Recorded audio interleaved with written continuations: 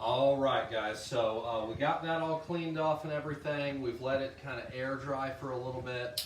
We still need to let it air dry a little bit longer. You want to make sure that all that alcohol dissipates off the other end of the cooler, okay? So next thing we're going to do is we're going to go ahead and get that prepped. So here's the Ryzen processor box, okay? So we're going to go ahead and open this up real quick. Holy cow, there's nothing in there. Oh, never mind. This is the processor right here. Good one.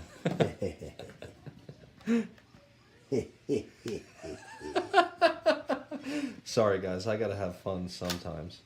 Okay, so what we got right here is our Ryzen 1800.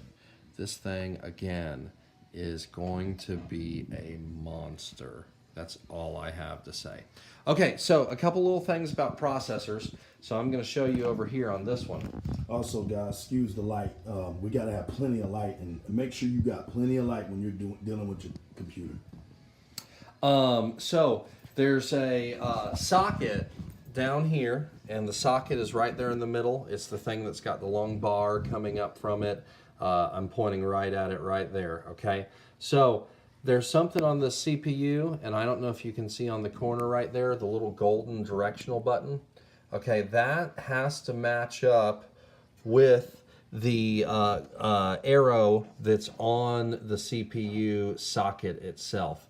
And so in this particular case, the CPU goes this way into it. But the last thing you want to do is mess up any of these pins. If one of those pins gets messed up, your processor is ruined, and they will not do refunds on processors. So, got that right there. We're going to go ahead and open up our Ryzen processor. Okay.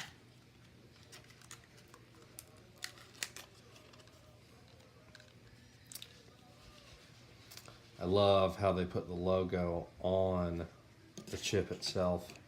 It just adds to it, man. It makes you feel the product you got. Okay, so we're going to go ahead and install this. And we're going to do it super quickly.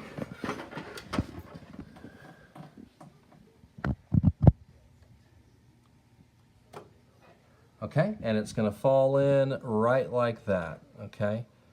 Now, you know that it's in there because it slid in. You're never going to force it in.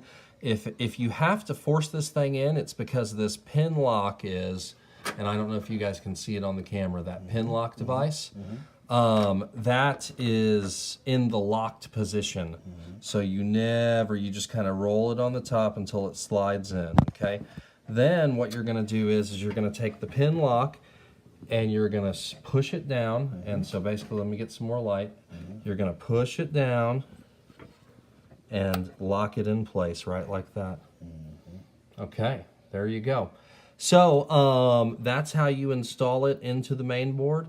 And then in the next step, we're just going to show you how to install the thermal grease, put on the heat sink, and we'll be done.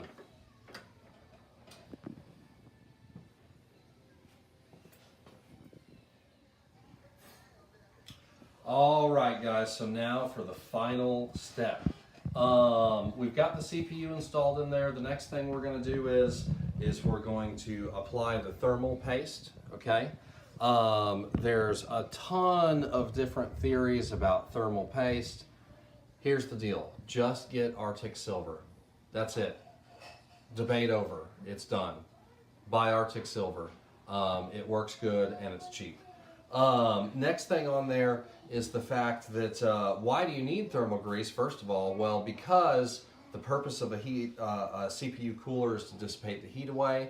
No matter how fine or perfect you think you have a flat surface, there's always little imperfections in it. The thermal grease seals those imperfections to give you one solid surface, so that's why it dissipates heat. Anyway, there's a lot of different theories about how to apply the thermal grease to it. Don't worry about that. You just need to put a dab in the middle. I watched a guy who literally tried all the different methods of application, and used a piece of glass to actually test which one spread the best, literally the old school way of just taking a little bit and putting it in the middle actually worked the best. So in this sense, old fashioned is still the best way. So anyway, we're gonna go ahead and get this done. So what I'm gonna do is I'm gonna get my little applicator primed a little bit. Last thing you want is to start putting this on here and you're not 100% sure what's happening. Okay, so I went ahead and I just tested. Okay, so I know how the spread's gonna be on there. Okay, now what I'm gonna do is I'm gonna apply some to the middle of the CPU.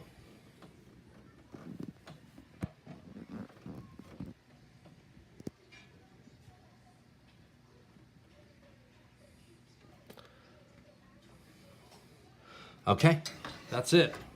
Glob in the middle, it's all gonna spread out. Like I said, I watched a whole bunch of videos. The old-fashioned way actually does work the best based off of testing and analysis. But don't overcomplicate it. Remember, nothing in life is perfect. So, all right, so we got that next. Now what we're gonna do is we're gonna press this down onto here. You want to put your cooler on there and press it down first before sealing it on with the applicators to allow that spread to happen, to allow the grease to get in there, and then apply pressure to it. So we're gonna go ahead and do that. We're gonna get the tubing and everything going over here.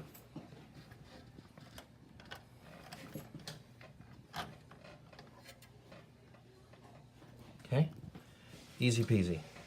Now we're going to press down from the center, okay? And we're just going to apply pressure to that to allow that to spread, okay? You don't want to move it around or do anything crazy. You just want to get the thermal grease spread in there, okay?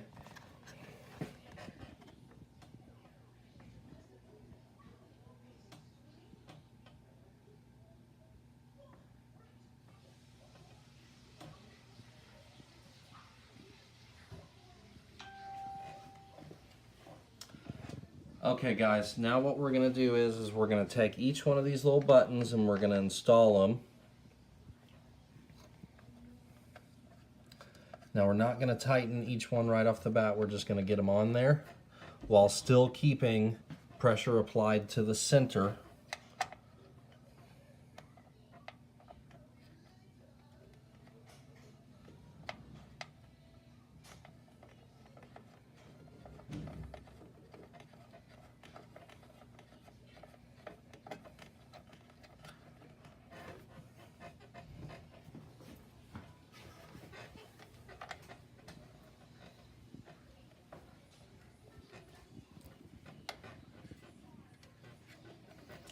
You know, the interesting thing is the first time I installed this cooler, it had the pre-applied thermoplast from Corsair on there. And when I removed it, it was funny, it actually wasn't covering the entire surface, the pre-applied one. So, technically, I guess it doesn't really matter. Still kept that bad boy at 20 degrees, so. So how long have you been making computers, man? Or building them, so I say? Oh, 16 years now. All right. 16 years, yeah. I started off years ago. A friend that I had, his name was Forrest, and I became his apprentice at Forrest Computers. Basically, I was looking for a job. I was a kid, and he told me to come in, sweep up the place, do the whole nine. And then I learned how to build computers from him, and by doing a lot of research on Tom's Hardware. Tom's Hardware is probably one of the best websites. I'm gonna go ahead and give them a plug because if it wasn't for them, I wouldn't know half of this stuff. Absolutely amazing organization, Tom's Hardware Guide. Highly recommend. If you want to learn about computers, go to their website. Okay, so what we did was we did the cross manner as far as tighten these down goes. Now the thing is you don't have to put this thing on super tight. You just want it on there and flush and to where it's not moving, okay? So Anyway, that is the installation of the CPU. This build has been a very interesting build. To be quite honest with you, I mean, this build, all said and done, it's about 1,200. About 1,200. The graphics cards are super expensive right now. We kind of went overkill. I spent $200 on this card. And for this build, it's not really needed because you want to put all your money in the CPU. I picked up the Ryzen for only $350. The case was about $100. I got a fantastic power supply, a couple of fans, Windows, the software, monitor, keyboard, everything. I mean, we built this from the ground up for about $1,200. And this thing is going to absolutely shred through some videos. So if you wanted to know what the cost was, that's what it is.